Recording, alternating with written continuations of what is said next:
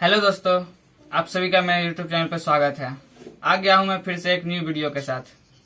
आज मैं ड्रॉ करने वाला हूं खान सर, क्योंकि एक टीचर है और साथ ही साथ एक यूट्यूबर भी है। आज मैं उसी का पोर्ट्रेट ड्रॉ करने वाला हूं। इसको ड्रॉ करने के लिए मैंने यूज किया है डोम्स कलर का, जैसे कि आप देख रहे हैं। तो बिना देर किए वीडियो को स्टार्ट करते हैं। और जो इस चैनल पे नए हैं वो सब्सक्राइब करके बेल आइकन जरूर दबा दें, ताकि ऐसे ही वीडियो आप तक पहुंचते रहे। तो वीडियो को स्टार्ट करते हैं।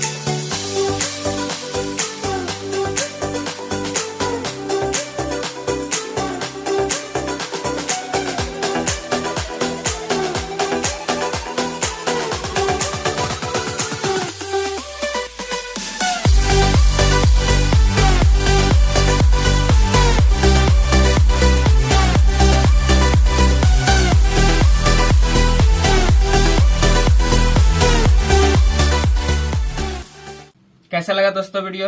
कमेंट करके जरूर बताएं। तो मिलते हैं नेक्स्ट वीडियो में।